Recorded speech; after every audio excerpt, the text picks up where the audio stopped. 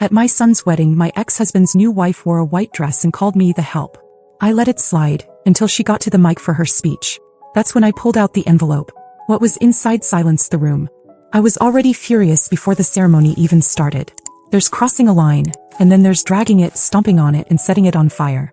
That's what my ex-husband's new wife did the second she showed up to my son's wedding in a white dress that honestly looked like a knockoff bridal gown.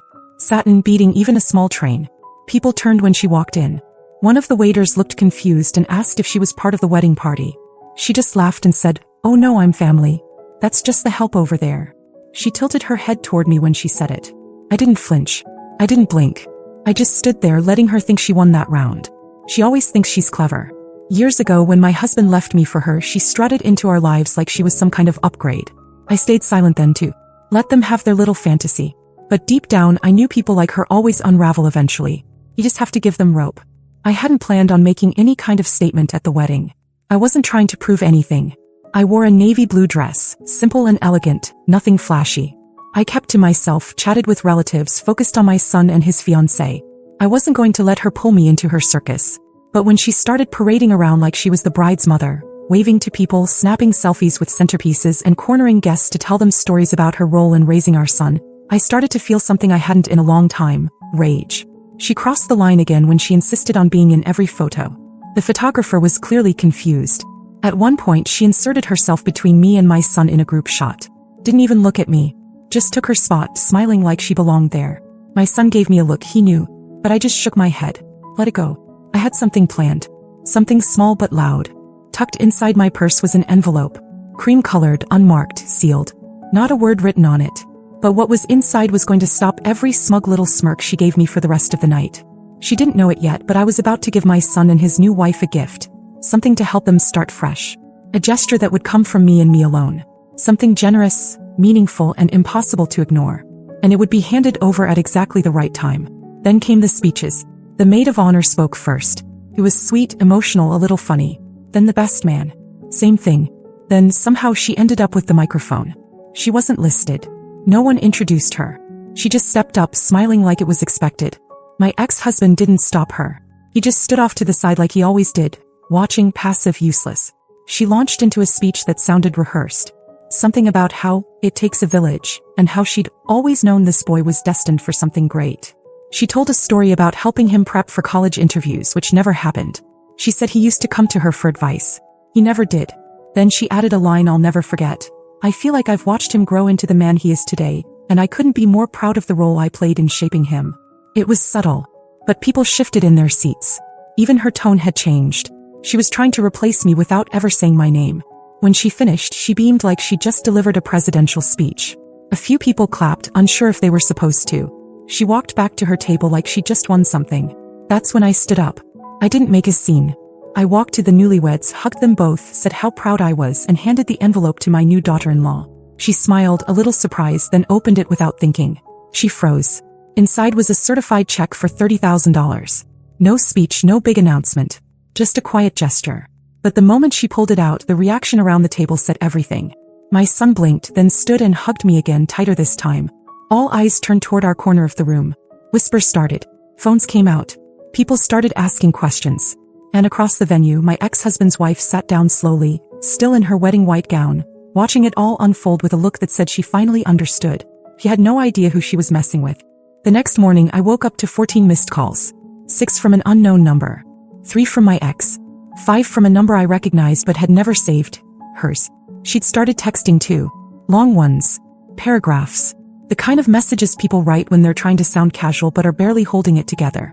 Hey, just wanted to say what a beautiful gesture last night. Very unexpected. Can I ask, where did you get that kind of money? Seriously though, we should catch up sometime. I feel like we haven't ever really had a chance to talk woman to woman. No punctuation in the second part. She was spiraling. I didn't respond. I went about my morning like I always do. Coffee, emails, and some work I had to finish before noon. I wasn't going to entertain whatever performance she was setting up. The wedding was over. I'd done what I came to do. By noon my phone was buzzing again. This time it was my ex. He left a voicemail, which he almost never does. In it he said he was concerned and wanted to clear the air. He added that his wife had been a little shaken up and just wanted to understand what was really going on. Understand what? That I had a career? That I'd spent the last 10 years building something in silence while they were too busy showing off their vacations and leased cars on Facebook? I never told anyone in the family what I did for a living after the divorce. Partly because they never asked and partly because I liked it that way. The only person who really knew was my son, and even he didn't know the full scope. They thought I was just fine, stable maybe, quiet. The woman who got cheated on and faded into the background. And then I handed over $30,000 at a wedding, and suddenly I wasn't so invisible anymore. Around 2 p.m. I got another message from her. I don't mean to pry, but if there's anything you can do to help us out with some of our debt, that would be amazing. Things have been really tight lately and I just think it would mean a lot if we could move forward as one big blended family. I know you want what's best for your son's name, and that means helping us too. That word made me laugh. She wanted to use my son's happiness as leverage. And she wasn't even subtle about it. I didn't respond. I just read the message once, took a screenshot and archived it. That night my son and his wife called. Just them. No background noise, no interruptions. He thanked me again. She was still overwhelmed. They decided to use the money for a down payment on a condo, and the way they talked about it, it was like I'd handed them a future. That's what I wanted. Not to outshine anyone. Not to prove anything. Just to give my son a better start than I ever had. And yet, even then she was still trying to make it about her. Because right after I hung up I got one more message. You know, it's a little suspicious. That kind of money doesn't come out of nowhere. Are you in trouble? Is this hush money? You can tell me. That was the moment I decided she would never get another word from me again. Let her spin. Let her question and obsess. Let her lose sleep over it. I had my own plans, and none of them involved explaining myself to someone who wore white to another woman's son's wedding. By the end of that week I knew something had shifted.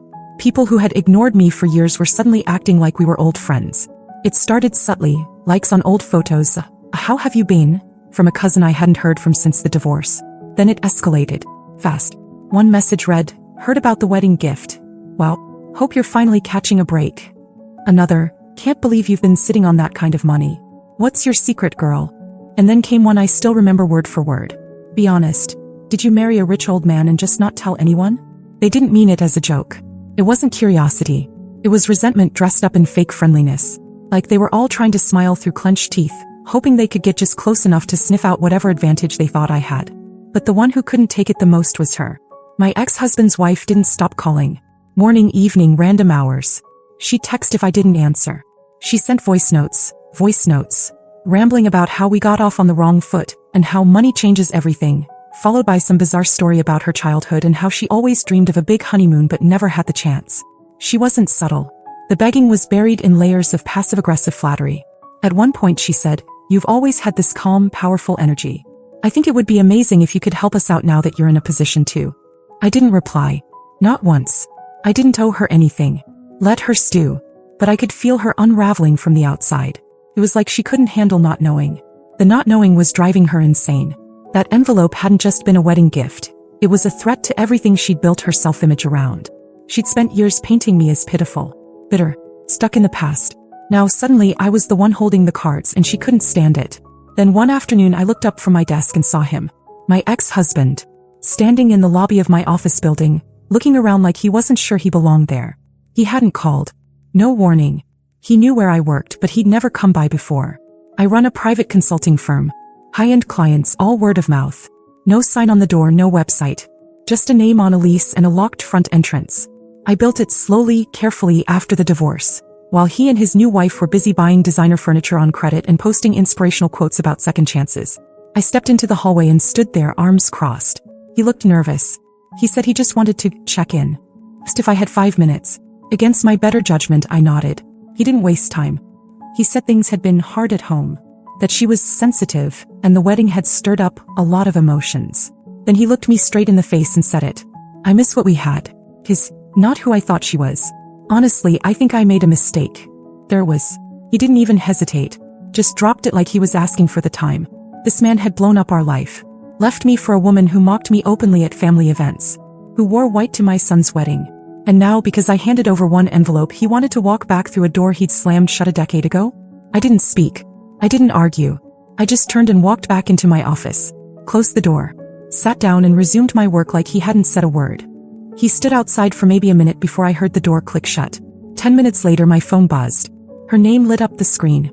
The message was short this time. Hey, is ex-husband's name mad at me? He's acting weird. Like distant.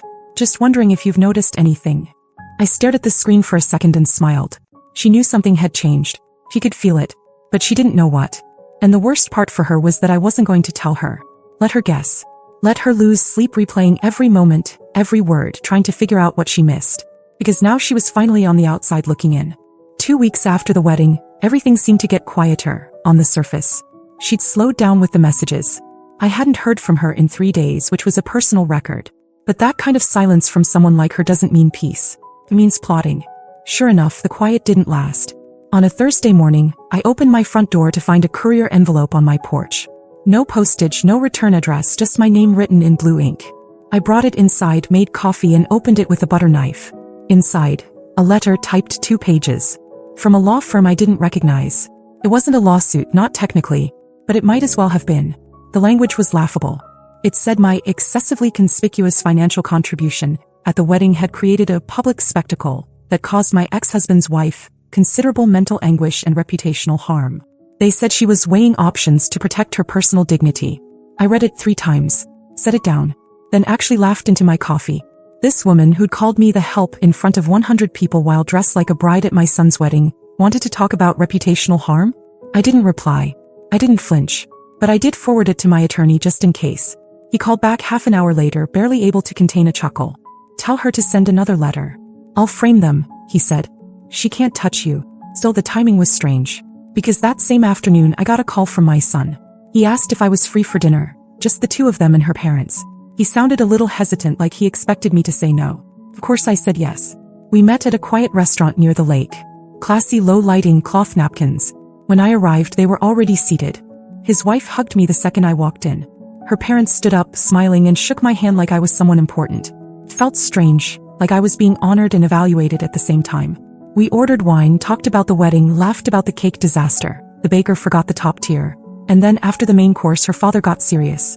He pulled out a folder from under the table and slid it toward me. He said he'd done some research. Quietly.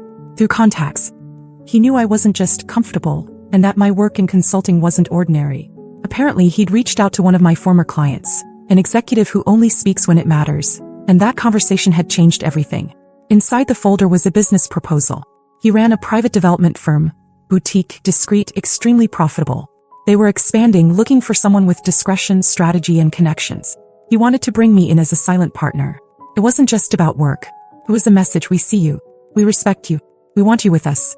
I told him I'd consider it. He nodded and said, "There's no rush. We just wanted you to know we're not fooled by appearances. We know what value really looks like." We toasted, thanked them, and as we stood outside the restaurant waiting for the valet, I caught a glimpse of something, or someone, across the street. At first I thought I was imagining it, but then I looked again. There she was, standing under a lamppost, half in shadow, watching us. She was wearing a beige coat, hair pulled back. No phone out. Just standing. Eyes locked on me. I didn't acknowledge her. I didn't need to. She'd followed me. Whether it was by accident or design didn't matter. She had seen me walk out of a restaurant where her husband's ex-wife was being toasted like a queen. She'd seen the handshakes, the folder, the laughter. And that alone must have burned more than anything I could have ever said. I got into my car and drove away. Didn't check the mirror. Didn't look back. But the next morning I woke up to 3 voicemails from her. And one from my ex. He didn't say much. Just that he was really sorry about everything, and that he didn't know how things had turned out the way they did. I did. I knew exactly how. While they were busy pretending, I had been building. Quietly, patiently, on my own. And now they weren't just jealous. They were scared. A few days after the restaurant, everything shifted again. This time it came in the form of an invitation. A hand-delivered card. Yes, a physical card. Arrived at my house. Cream-colored with gold lettering. Inside, written in that same familiar tone that tried too hard to sound warm, was an invitation to dinner. From her. Not him. Her. The message said she wanted to start over, that she thought it would be lovely if we could meet woman to woman, to clear the air and find some common ground, now that everything's in the open. There it was again, that phrase. Everything's in the open. Like she thought she finally knew what she was dealing with. I almost threw it away. But then I didn't. Instead, I replied with one line via text this time. "I'll come. But you don't get to talk over me." The night of the dinner I didn't dress up. I wore black slacks and a gray sweater, no makeup, no jewelry. I wanted to look like exactly what I was. Someone who didn't need to prove anything. She answered the door herself. Her house looked the same as always, everything trying a little too hard. Candles that had never been lit. fake books stacked on the coffee table, a painting of a city she'd never visited hanging above the fireplace. Dinner was already on the table. Chicken, some kind of pasta, salad in a glass bowl that still had the price tag on the bottom. She poured wine and gave a little speech about fresh starts before we even sat down. Then as soon as we did, she dropped the pretense. He wanted to know where I got the money. Not just the check from the wedding, she wanted details. Clients, businesses, names. I smiled and took a sip of wine. Then she said something that made everything click. You know, if you're doing something risky, something that could, I don't know, collapse, maybe now's the time to be smart about sharing. Before things get messy. It wasn't curiosity anymore. It was a warning. I set my fork down. Told her I knew exactly what she was doing. She didn't want to start over. She wanted leverage. She wanted information. And since she couldn't get it through manipulation, now she was trying intimidation. She didn't deny it. She looked me right in the eye and said, "You humiliated me. You made me look like a fool in front of everyone we know. You think people don't talk? You think they didn't notice the dress? The speech? The way they looked at you afterward? They're all talking about you now." I waited. Let her finish. Then I stood up, picked up my glass and said, "Yes, they're talking. And I've earned every word." She followed me to the door. Still trying to talk. She said I was being selfish. That I was isolating myself from the new family. That she and my ex were struggling, and it wouldn't take much to break things. Then she added one last thing. "He's been thinking about you. He says your silence is louder than anything I've said in years." I looked at her for a long moment. Then I told her the truth. Not about my money. Not about my business. Just this. You think silence is weakness. It's not. It's distance. And that distance, it's the only reason I still have peace. Then I left. That night I didn't sleep much. Not because I was scared, but because I knew what was coming. When someone like her realizes she can't win with charm and she can't win with threats, she reaches for the last thing she has. Destruction. And she had no idea that everything she was about to try? I'd already survived worse. She didn't wait long. Less than a week after the dinner it started. First came the rumors. Clumsy, obvious ones. A mutual acquaintance called to tell me someone had asked if I was under investigation. Another person said she'd heard I'd been quietly fired from some high-profile position I never even had. I didn't respond. I didn't correct anyone. I let it all sit. Then the calls began again. This time from numbers I didn't recognize. One voicemail said, "We're doing a background check, just routine." I traced the number. It was a friend of hers. Or maybe a favor she begged for. Either way, it was pathetic. It escalated fast. She started messaging my son's wife. Asking questions. Dropping hints. Making it sound like she was concerned about my mental state. My daughter-in-law forwarded the messages to me without saying much, but I could tell she was angry. Very angry. The next morning, I received a screenshot from my son. It was a text from his stepmother. She'd written, "I don't want to start anything, but your mom might not be as stable as she seems. Just saying. People are asking questions." That was it. My son called her. I don't know what he said. But after that, she didn't call me again. The following week, I got an email from my ex. The subject line just said, "I'm sorry." He wrote 3 paragraphs about how everything had gotten out of hand. He said he didn't realize how damaged things were until he saw it up close. He said she'd been pushing people away for a long time, and that he didn't see it clearly until now. He said he was tired. And then he said he wanted to talk. I never replied. I didn't need to. The truth is, I didn't feel angry anymore. Or vindicated. Or even smug. I just felt done. Finally, completely done with all of it. The whispers stopped not because I explained myself, but because I didn't. People lost interest when they realized they couldn't figure me out. I stopped being the center of gossip when I refused to play the part they wrote for me. Weeks later, I took my son and his wife out to lunch. Just the 3 of us. They were glowing. New place, new routines, new life. Halfway through lunch, my daughter-in-law leaned across the table and said, "I hope I become like you. Not just because of what you gave us, but because of how you carry yourself." I didn't know what to say to that. I just smiled. Now months later they're thriving. She's disappeared from family events. I hear whispers that her marriage is falling apart. That she spends hours scrolling through social media, still trying to measure her life against mine. But I don't think about her much anymore. I've built something real. Something she can't touch. Not with gossip. Not with jealousy. Not with lawsuits, threats, or guilt. And the best part? She never even figured out where the money came from. Not the wedding gift. Not the home I bought after the divorce. Not the silent partnerships I hold in businesses she'll never be invited into. All she ever saw was the version of me she wanted to believe in. The quiet ex-wife. The help. The woman she could talk over. She never once thought to ask what I was doing all those years while she was laughing in my face. No, he can keep wondering. The update. It had been quiet for months. Blissfully quiet. No calls. No drama. No reason to look over my shoulder. Then last weekend I got a message request on Instagram. The profile had no name, just a flower emoji and a private account. I almost ignored it. But the first line of the message stopped me. I know you don't owe me anything, but I need to say this somewhere. It was her. Long rambling message. No punctuation, no real apology. Just fragments of thoughts, regrets, and questions. She said she didn't recognize herself anymore. That her marriage was unraveling. That she felt alone, used, embarrassed. She didn't ask for money. Not this time. He just wanted to know how I did it. Not the money. Not the business. She meant the survival. The strength. The grace. How I stayed standing when she had spent so long trying to knock me down. I didn't answer. I left the message unread. I archived it. Not out of cruelty, but because I'd already given her my answer. The moment I walked away from her dinner table without raising my voice, without defending myself, without letting her drag me back into her storm, I'd answered her. I survived because I stopped trying to prove anything. I built because I stopped waiting for people to notice. And I won the moment I realized I didn't need to explain a thing to anyone who'd already decided who I was.